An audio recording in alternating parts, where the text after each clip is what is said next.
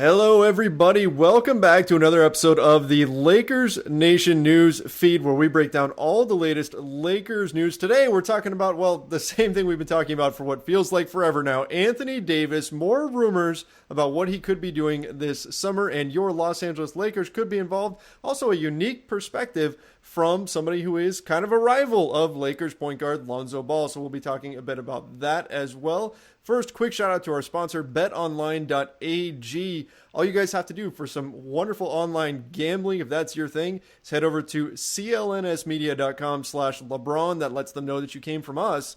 And then punch in the promo code CLNS50. You get a 50% sign-on bonus, so make sure you go check that out. All right, so talking about the latest Anthony Davis rumors, joining me is Ron Gutterman from Lakers Nation. Ron, thanks so much for hopping on. Thank you, Trevor, for having me.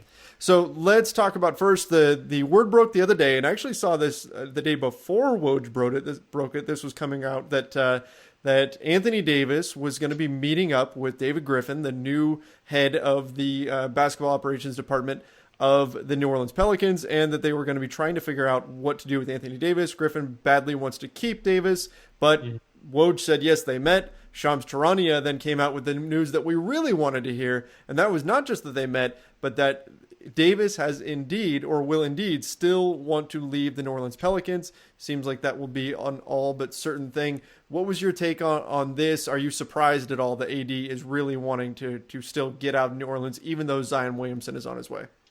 Yeah, I think, first off, I think David Griffin has really done a spectacular job shifting the narrative from Anthony Davis is 100% gone to, look, we believe we have a chance at keeping him, and that'll affect trade offers. That'll make them have to be a little bit more selective with their offers, and people will have to offer more just to suffice the whole narrative that he might want to stay.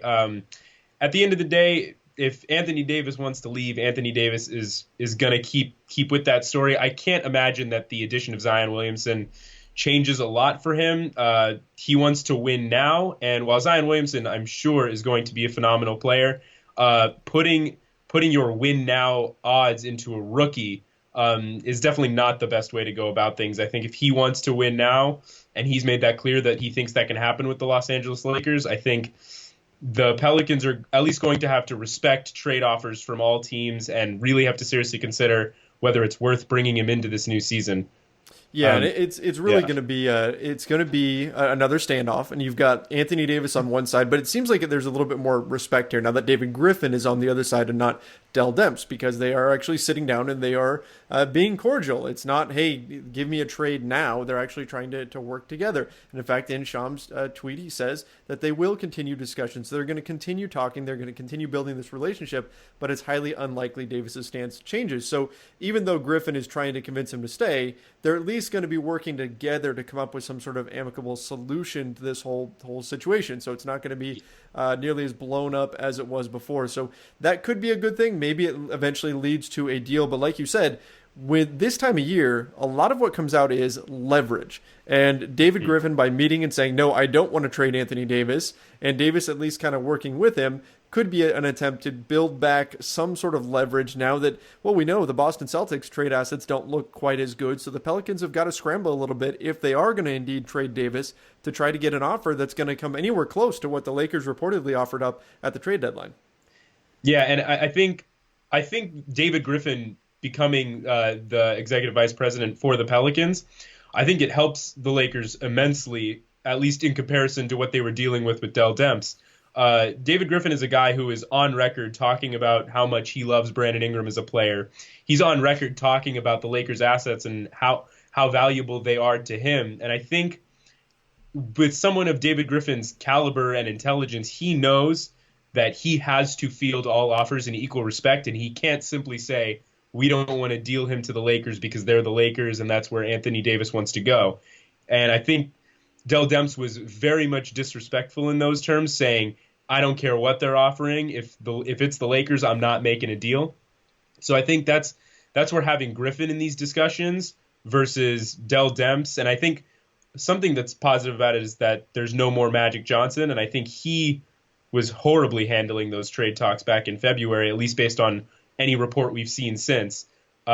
having him gone and having Demps gone, I think is just going to lead to a more mature discussion. I think it gives the Lakers a real shot in the upcoming months. Yeah, you look at the way things are breaking down. It's not a bad thing for the Lakers, and David Griffin is, he's a smart guy. Obviously, he's changed things around quite a bit there in New Orleans, and you have to feel like he is going to make the best offer. Now, Dell Demps, was it all Dell Demps? Maybe. I mean, he was certainly probably part of the issue, but we also have heard Gail Benson could have been part of the problem, why the deal didn't get done. But I thought was really interesting was on the Fox Sports show Undisputed, De'Aaron Fox came on this morning. And this is kind of the newest thing. De'Aaron Fox comes on, and they were asking him about, Skip and Shannon were asking him about Lonzo Ball. And kind of expecting some, I don't know, like to kind of rev up the conversation a little bit. And instead, De'Aaron Fox kind of threw water on the whole thing. Like, he played down the rivalry with Lonzo, and he was so complimentary. It almost caught me off guard hearing it, how complimentary De'Aaron Fox was of Lonzo Ball. And then he just volunteered all that information about the Anthony Davis trade talks, and I thought it was so fascinating that he says he wouldn't do it if he was the Lakers. He wouldn't part with all of their young players. What did you think about De'Aaron Fox's analysis there? Yeah, I got to say, one thing I loved about De'Aaron Fox's comments today was he said, if I was the Pelicans, I would have already taken the deal back in February, because I think De'Aaron Fox is a smart basketball mind, and he knows, like a lot of Laker fans and like a lot of people in the NBA world, the Lakers offered the whole team back in February. And I personally was shocked when the Pelicans did not accept the offer that we gave them in February. And De'Aaron Fox recognizes that. He knows that Lonzo Ball, rivalry or not, the reason it's a rivalry is because they're both very good players, and they both are going to grow together in this league, and they're both 21 years old. They got a lot of growing to do, and they're going to do it together, even if it's in this rivalry where they play 4 times a year. They're going to get better together. They've both made leaps and bounds in their first 2 years, and it's just going to continue. So I think that's where that respect comes from, is that growth that they're going to have to experience at the same time. Sure, yeah, and I think we can wonder too, does that make him a little bit biased here, just because he came in the same class as Lonzo Ball, as Kyle Kuzma. He knows where those guys are coming from. Anthony Davis, from a different generation. That's something to consider too. Is there a little bit of bias where he respects the guys that are from his draft class more than someone else? But just to kind of go back and make sure we restate this, the offer that he's talking about, this kitchen sink offer, as I called it, was everyone. I mean, Lonzo Ball, Brandon Ingram, Kyle Kuzma, Josh Hart, Ivica Zubac. It still pains me to even say his name. Ivica Zubac, who is now with the Los Angeles Clippers. R.I.P. Ivica Zubac. A couple of first-round picks, and taking on the bad contract of Solomon Hill. They're giving them pretty much anything they could have wanted, and the Pelicans still said no. When that happened, I thought, oh my gosh, there's no deal to be had here. If they're turning this down, there's nothing the Lakers can do. And so it's going to be interesting to see if that stance has changed at all this summer. But De'Aaron Fox, the way he makes it sound is it's actually sort of a blessing in disguise that the Pelicans turned that down. Yeah, I think the Lakers really got away with one back in February by the Pelicans turning that down. There is, simply by having Ivica Zubac gone, simply by virtue of leverage changing hands, the Lakers can probably make the best Anthony Davis offer in the NBA while keeping one of Brandon Ingram and Lonzo Ball. And if they can manage to make that deal and keep one of those two guys, I think it's huge for the direction of the franchise. But De'Aaron Fox is right in the blessing in disguise thing. Well, let's talk about that real quick. So what is, if the Lakers can offer, you're saying without Lonzo Ball, and I actually saw this going around on Twitter today, Ben Rosales and a few other people were talking about this, about the fact that the Lakers have just enough cap room to where they could actually make an offer that would see them hang on to Lonzo Ball and still make it work financially. They could get this done. They like by the skin of their teeth. It just barely works. Yep, like $100,000. Yeah, it's literally that close. Which is, I mean, $100,000 to you and me, it sounds like a ton, but in the NBA world, that's nothing. So $100,000 or so. That's that close. They can make it work, but would the Pelicans even take something like that? And if we're evaluating their offer compared to other offers, because look, if they accept that without Lonzo Ball, everybody knows that they just took a lesser offer than what they had at the trade deadline. And that's going to look bad for them. What can other teams offer that might rival what the Lakers can put out there? Because you're saying even without Lonzo, they can trump the other offers. Assuming we're talking Boston and New York, right?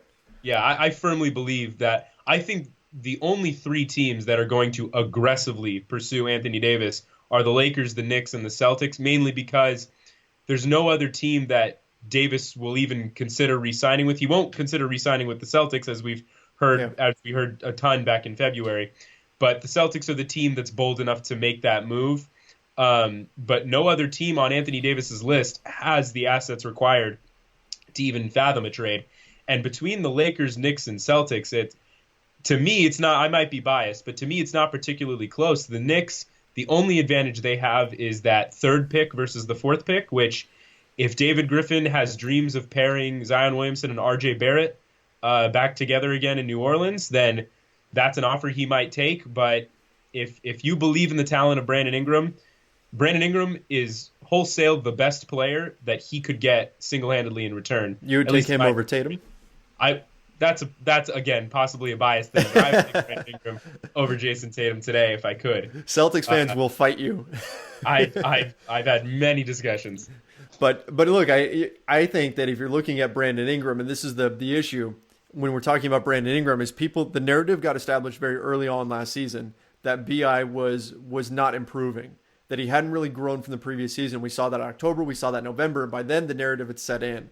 And then calendar turns, it's January, and suddenly he blows up. And he starts killing it, but the team kept losing. And so the narrative, again, was the Lakers are terrible, the young guys are terrible, they can't get the job done without LeBron, all of these things. And so how good Brandon Ingram had become got completely overlooked. Because if Brandon Ingram can perform at the level that he was at, and that I'm talking about pre-DVT, which hopefully that deep vein thrombosis doesn't become a thing. It looks like it is going to be just a one-time thing, and he's going to be good from here on out. So fingers crossed on that. But if he can hit that level consistently, he is a legitimate all-star level player. That's how good he was, and I think a lot of people don't understand that. Yeah, Brandon Ingram, look, he was the second best player on a LeBron James-led team, and second best players on LeBron James-led teams have gone on to pretty good careers. Brandon Ingram was, I think, easily the second best player on this team this past year, and I will say that the competition wasn't too stiff for that title.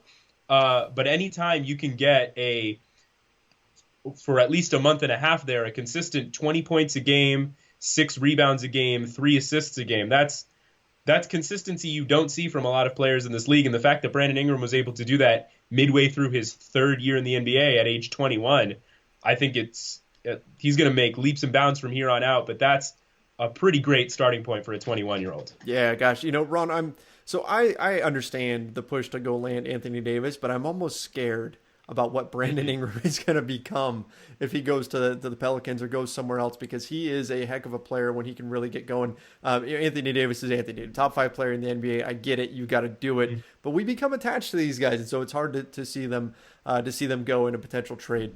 Wrapping things up, final thoughts. Do you think the Lakers pull off a trade for Anthony Davis this summer? Obviously, heading into the draft, the talks are going to pick up. Personally, as much as I want it to happen, and I think there's a good chance they'll consider it, at the end of the day, I really do believe they're going to take the Knicks offer with that R.J. Barrett, Zion Williamson tandem in New Orleans. So what would the Knicks have? They would have R.J. Barrett. You throw in Dennis Smith Jr., Mitchell Robinson, Kevin Knox. It's not a great offer. It's really not. It's not terrible, though. Pick. It's not a terrible offer. Yeah, it's that third pick and that R.J. Barrett possibility that I think really excites the Pelicans, and something that I think any team would want if they're just starting out, having to trade away their, all NBA talent. Yeah, I can see the appeal for the Pelicans. If it does happen, it's going to be interesting to see how the Lakers rebound from there and who they go after in free agency. We know this is going to be a big summer for them. Obviously, the rumor mill has been churning. Obviously, there have been a ton of self-inflicted wounds, but that's a whole other story to get into. Ron, thanks so much for coming on here and talking a little bit Anthony Davis and trying to figure out what's going to happen here, because in a few weeks, I think this story is going to absolutely blow up. Of course. Thanks for having me, Trevor. All right, guys, that's going to do it for today. Make sure you head over to LakersNation.com, your home for everything Lakers. Follow us on social media. You can find us on Instagram and Instagram at Lakers Nation Official. You can follow us on Twitter and Facebook at Lakers Nation. Don't forget to check out the YouTube page. In fact, if you're watching this on the Lakers Nation YouTube channel right now, comment below. Let us know what you think. Dude, would you trade everyone to get Anthony Davis, the entire young core? Let me know what you thought, what you think. I go through there. I respond to the comments, so make sure you guys go check that out. Don't forget to go follow Ron on Twitter at Ron Gutterman24, and you can follow me at Trevor_Lane. Till next time, see ya.